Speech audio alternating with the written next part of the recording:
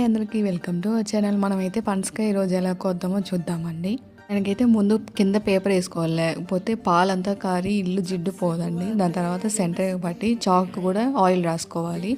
అది చిన్నకాయ కాబట్టి నేను చాక్తోనే కోస్తాను, పెద్దదైతే పెద్ద కత్తి కావాలండి. అండ్ చాక్ కూడా ఆయిల్ పూసుకొని సెంటర్కి ఫుల్ కోసి అండ్ పాలు వచ్చేటప్పుడు ఇలా పేపర్తో తుడుచుకోవాలండి.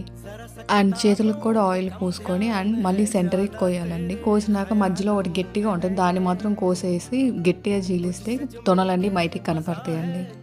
దాన్ని ఒక్కొక్క తొనగా తీసుకుంటే చాలా ఈజీ అండి. నేను ఫస్ట్లో జాక్ ఫ్రూట్ కోయడం చాలా కష్టం అనుకున్నా, కానీ తర్వాత నేను కూడా నేర్చుకున్నా. అని ఇది కట్ చేసేది ఎంత కష్టమో తినేటప్పుడు అంత టేస్టీగా ఉంటుందండి. మా సిస్టర్కి అయితే ఈ పనసకాయ అంటే చాలా ఇష్టం అండి. మీలో ఎంతమందికి పనసకాయ అంటే ఇష్టమో కమెంట్లో చెప్పండి. అండ్ చాలామంది అయితే వీడియోస్ చూస్తున్నారండి. ప్లీజ్ సబ్స్క్రైబ్ అండ్ లైక్ అండి. ఇప్పుడే కదండి పనసకాయల సీజన్, మీరు కూడా ఒకటి తెచ్చుకొని కోసి ట్రై చేయండి. పనసకాయ అయితే సీజనల్ ఫ్రూట్ అండి. ఇది పిల్లలకి అయితే చాలా మంచిది.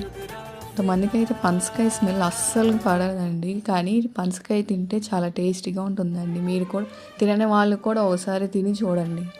నేను ఫస్ట్లో తినేదాన్ని కాదండి, తర్వాత ఒకసారి టేస్ట్ చూసినాక పద్దాకా తింటున్నా. అండ్ ఈ కాయ అయితే చాలా అంటే చాలా తీయంగా ఉందండి. అండ్ ఇంకో వీడియోలో కలుద్దాం. బాయ్ అందరికీ. Have a nice day.